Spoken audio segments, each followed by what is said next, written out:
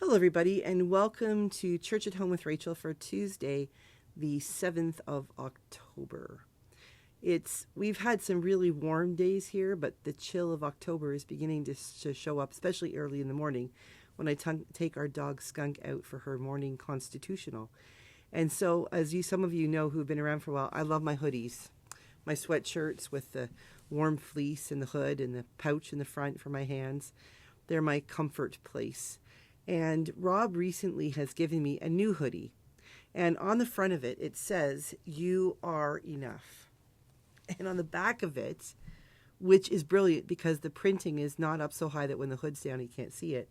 It says, "Dear person behind me, the world is a better place with you in it. Love the person in front of you." How amazing is that?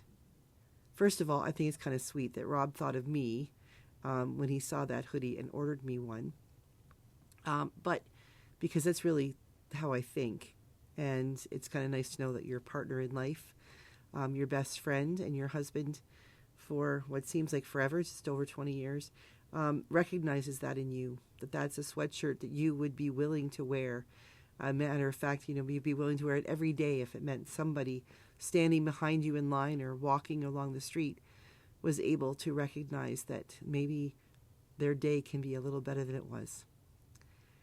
The thing is that we are living billboards, whether we recognize it or not.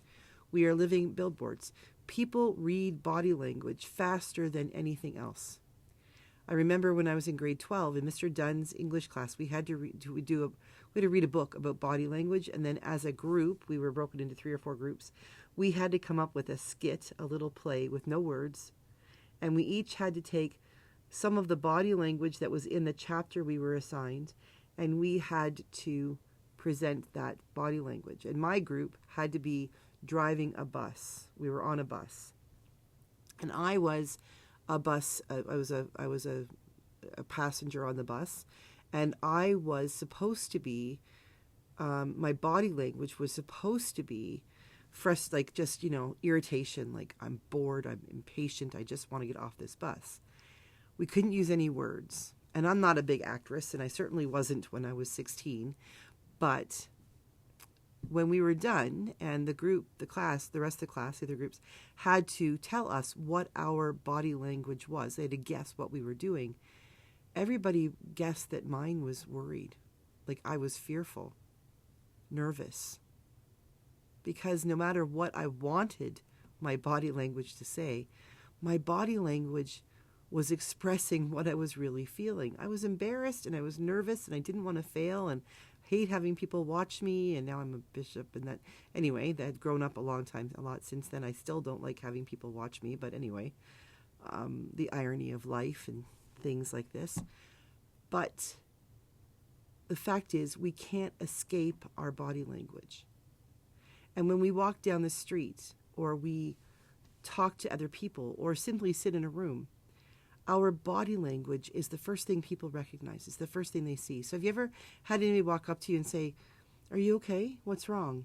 When you haven't said a word, everything might be absolutely hunky-dory. You might have won $1 million that day, but for whatever reason, when they looked at you, there was something on your face or in your stature that said that something was off, something was wrong. You might just have been thinking, "Did I forget to turn off the stove when I left this morning?"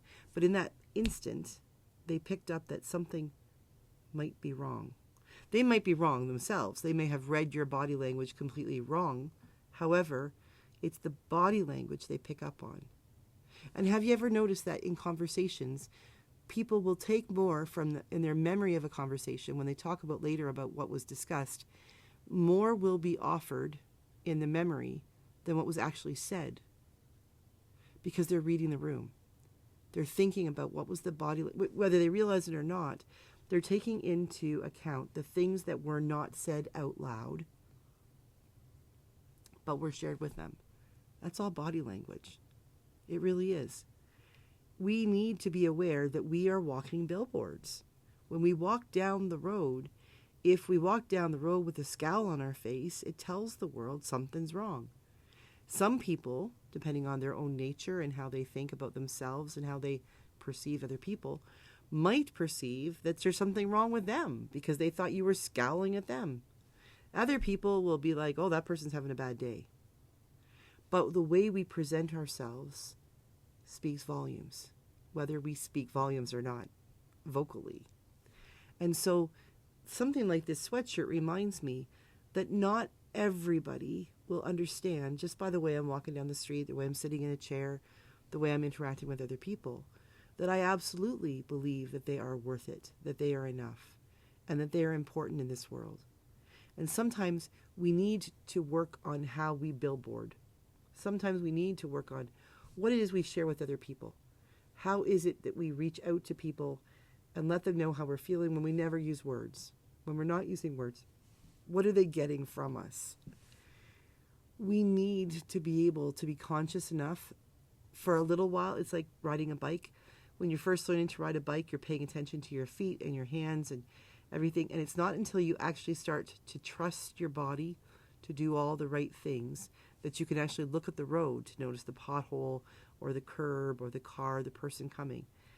Once you're less self-conscious and trust yourself to do the right things mechanically, then you're able to really know how to ride a bike or drive a car or whatever it might be. Same thing has to be with our who we are. When we begin to recognize that people do indeed see us, we are not invisible, and we have an impact on other people's day and their lives simply by how we are. That's the beginning, I think, of the true gospel motion, the motion of moving forward with Christ, acting, believing, living the way that we should if we believe that Christ is here with us. Because if Jesus is walking with us, we're not scowling. We're not angry. We're peaceful. We're hope-filled. We're sharing love with other people. And when we can stop being self-conscious about that, or when that becomes second nature to us, then our body language will tell the rest of the world, you are enough. Dear person behind me, the world is better, a better place with you in it. Love the person in front of you. When we can live into our gospel lives, our promises, our baptismal promises, when we can truly understand that Jesus loves us and we are enough with him, and we can walk that way, walk in the gospel that way, then other people will see it. Our body language will tell them that they are loved, that they are enough, that we are loved by Jesus, and so are they. Body language is huge, whether we want to acknowledge it or not. We need to, because it's the first thing people hear us say, even though they don't hear us say a word. Have a great day. God bless, and I will see you again tomorrow for Church at Home with Rachel.